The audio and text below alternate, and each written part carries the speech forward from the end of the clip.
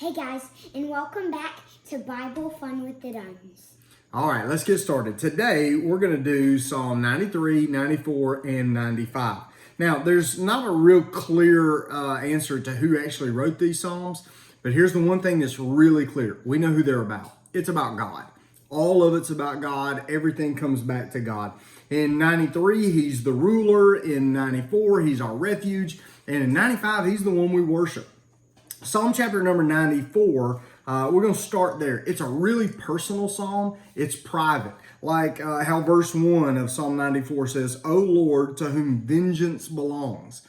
Well, it's private because where does revenge come from? When I want to get back at somebody, where does that start? That starts right here in our hearts. So Psalm 94 is about what's inside of me and what's going on inside my head and my heart. Where Psalm 95 is going to be more public and more expressive. Jeb has a takeaway from Psalm 94. What is it? In the second chapter, how those people said ugly words and bad words,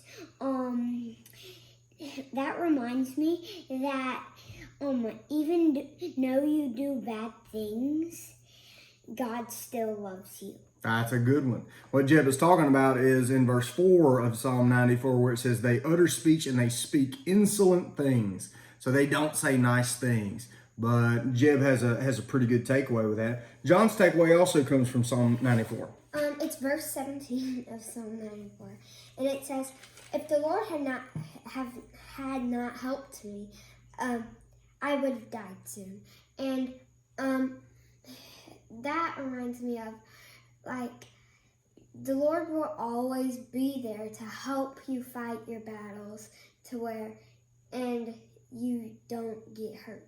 Yeah, and you can trust God at all times and all places. There's never a time when you can't trust God. He's always good.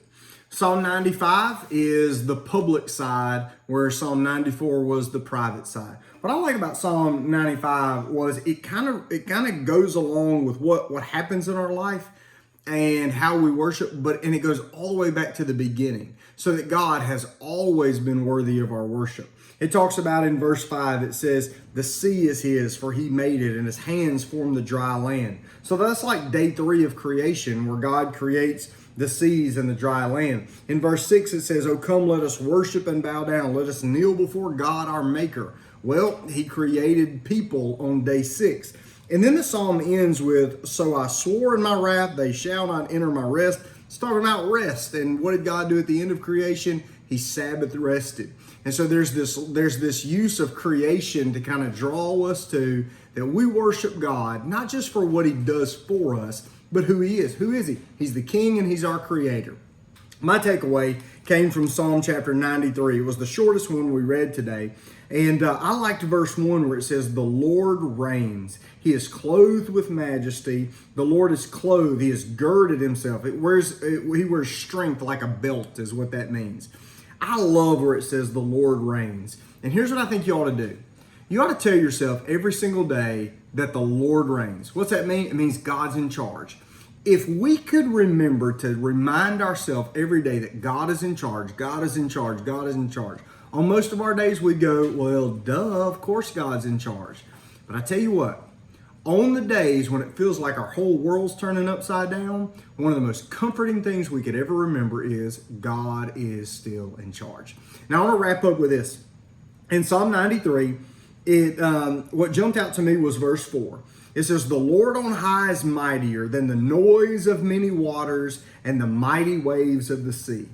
Whenever I read that verse, I think about, like, have you ever seen pictures of what happens when a boat sinks?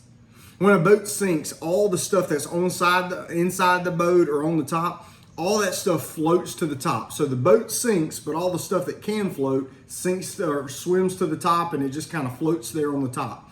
There's two ways we call that. That's flotsam and jetsam. And if you remember the Little Mermaid cartoon back in the day, the two eels that worked with Ursula, their names were Flotsam and Jetsam.